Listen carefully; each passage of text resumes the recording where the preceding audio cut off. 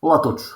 Como sabem, eu não costumo acompanhar a realidade política partidária nacional e por isso fui apanhado com alguma surpresa a semana passada ao descobrir que Portugal se tinha juntado, aparentemente com muito orgulho, a países como o Afeganistão e a Arábia Saudita, onde os governos acham-se no direito de legislar sobre aquilo que as mulheres podem ou não podem vestir em público.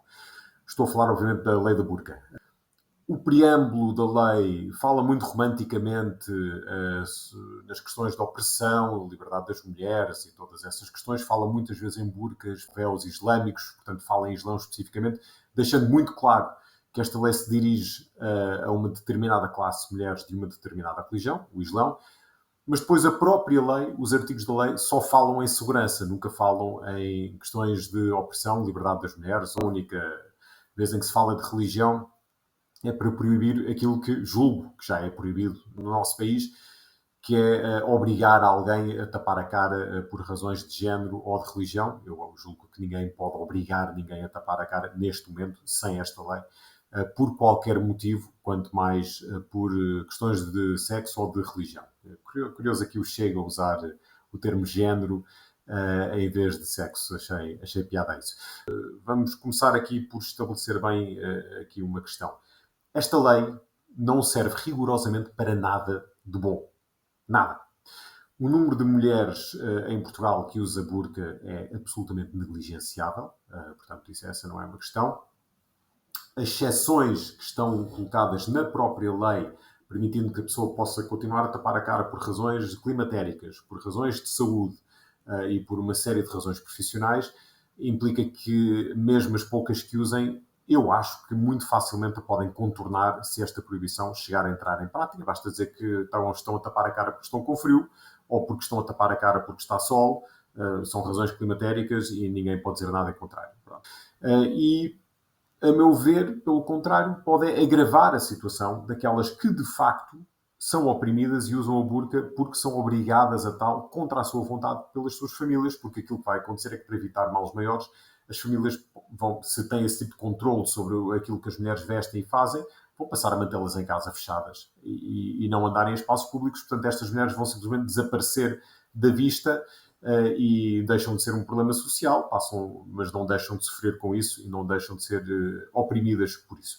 Portanto, aqui, o que é que nós temos na prática com esta lei? Temos uma lei que inibe uma liberdade pessoal, a liberdade das pessoas andarem vestidas como bem entenderem. Portanto, isto é algo muito surpreendente vindo de um partido como uma iniciativa liberal, que alega fazer disto uma das suas grandes causas.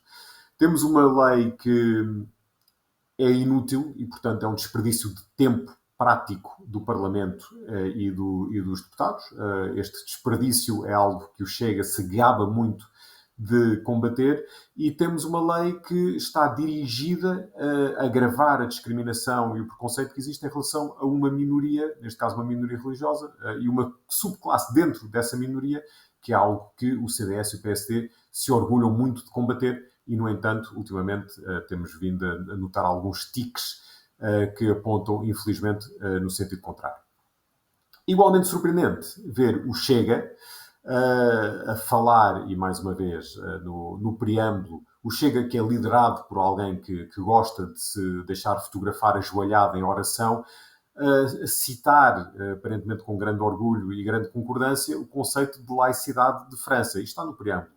Citam várias vezes a lei francesa e o conceito de laicidade francesa.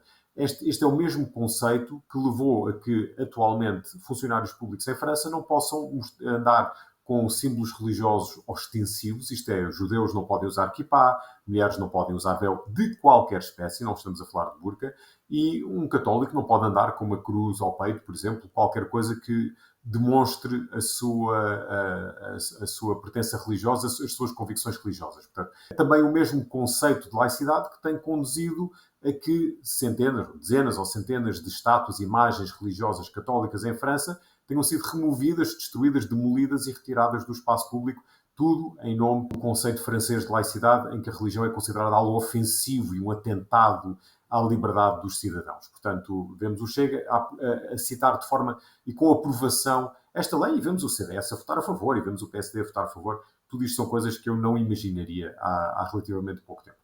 Mas falemos de segurança, uma vez que a própria da lei só se concentra em segurança, falemos então de segurança. E então importa perguntar, existe de facto uma ameaça que justifique esta lei?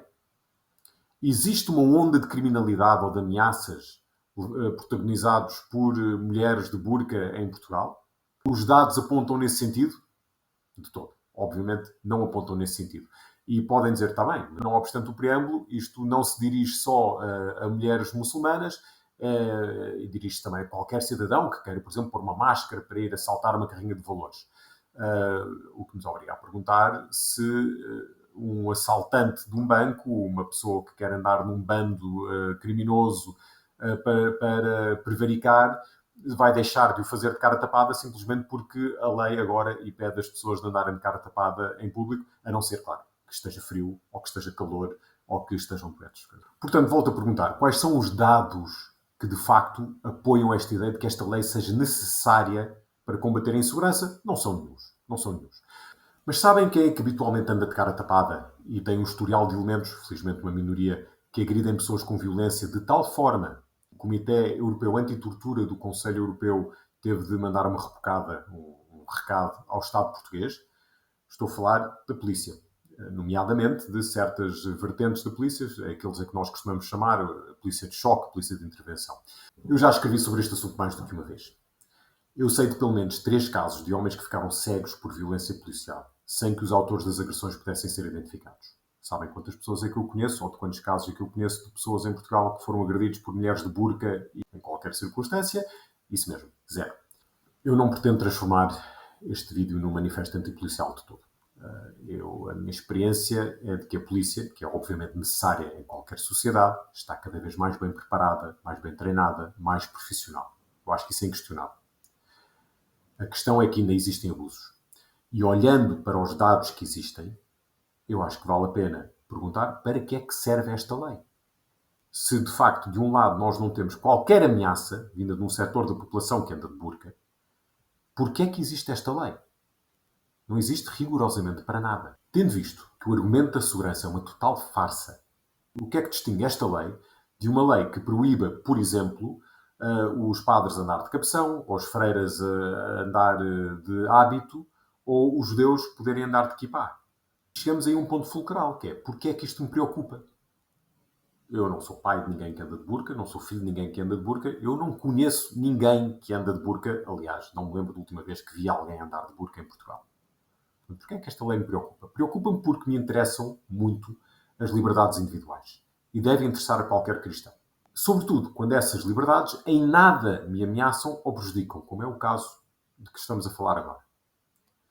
E porque mesmo sabendo que o Alcorão nada diz sobre as mulheres terem de andar de cara tapada, eu sei que as mulheres que andam e que optam livremente por andar de cara tapada com burca, o fazem por motivos religiosos. Da mesma maneira que a Bíblia não diz que os homens religiosos devem andar de hábito, mas os homens que o fazem, fazem por razões religiosas. Portanto, esta é uma questão religiosa. E, portanto, é para mim uma questão de liberdade religiosa e uma questão de liberdades individuais. E por isso me preocupa. O que me leva à última questão. Esta questão preocupa-me também porque uma grande parte do meu trabalho passa por divulgar a discriminação de que são alvos cristãos em todo o mundo. E essa discriminação é frequentemente justificada, sobretudo quando acontece em países muçulmanos, e acontece muito em países muçulmanos, como nós sabemos, é frequentemente justificada por uma percepção de ódio do Ocidente para com o Islã.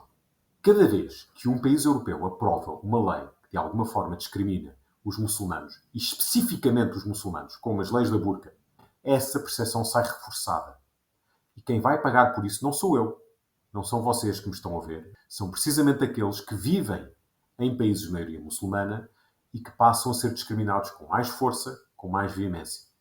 E passam a estar numa situação pior do que estavam antes. Não vamos contribuir para isso.